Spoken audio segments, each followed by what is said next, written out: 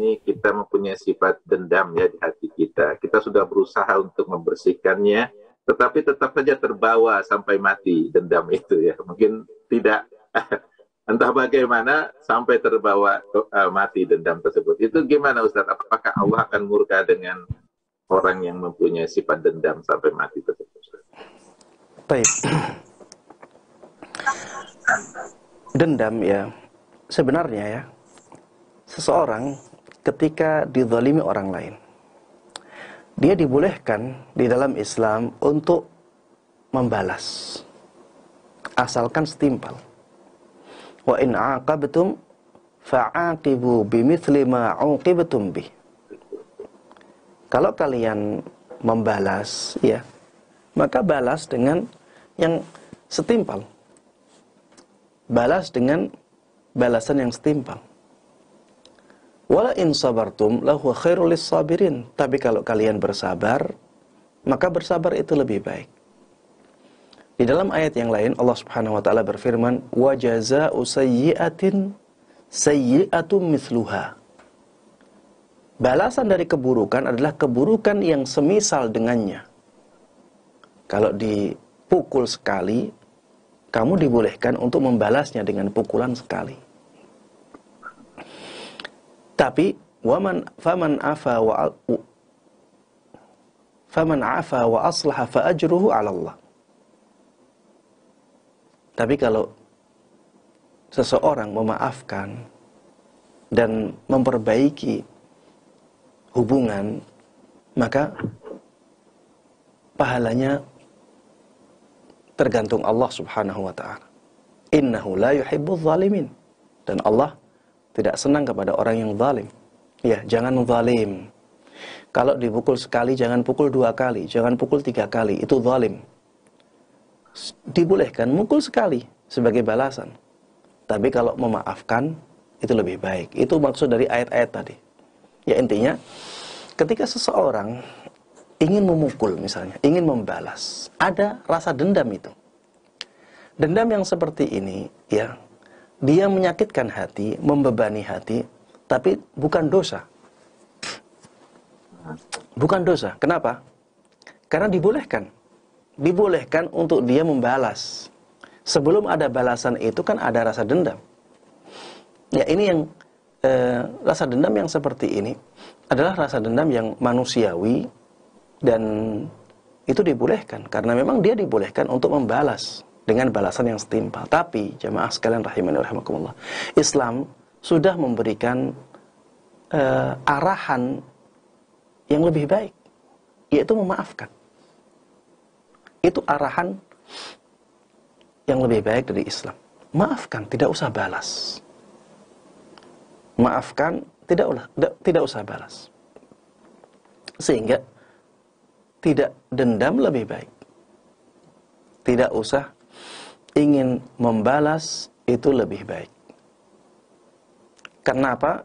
Ya karena dengan memaafkannya, seseorang akan mendapatkan kebaikan yang lebih besar, lebih agung dari Allah Subhanahu wa ta'ala. Bukankah dengan memaafkan kita akan mendapatkan ampunan dari Allah? Kata Allah Subhanahu wa ta'ala dalam surat An-Nur, "Wal ya'fu wal yasfahu, ala tuhibbuna ay yaghfirallahu lakum?" Hendaklah kalian memaafkan kesalahan orang lain, dan hendaklah kalian melupakan kesalahan orang lain. Bukankah kalian senang apabila Allah mengampuni kalian? Bukankah kalian senang apabila Allah mengampuni kalian? Maksud Allah di sini adalah kalau kalian maafkan kesalahan orang lain, kalian lupakan kesalahan orang lain, Allah akan maafkan kesalahan-kesalahan kalian. Allah akan lupakan kesalahan-kesalahan kalian.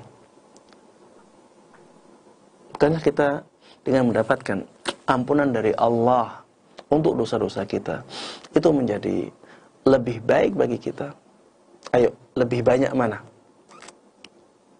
Kezaliman kita, kezaliman orang lain kepada kita, ataukah kezaliman kita kepada Allah? Lebih banyak mana maksiat kita kepada Allah, ataukah maksiat orang lain kepada kita? Dengan kita memaafkan maksiat orang lain yang lebih sedikit kepada kita, maka Allah Subhanahu wa taala akan memaafkan maksiat kita kepadanya yang lebih banyak. Ini baru sisi ini ya. Belum nanti sisi yang lain. Fa'fu anhum wasfah.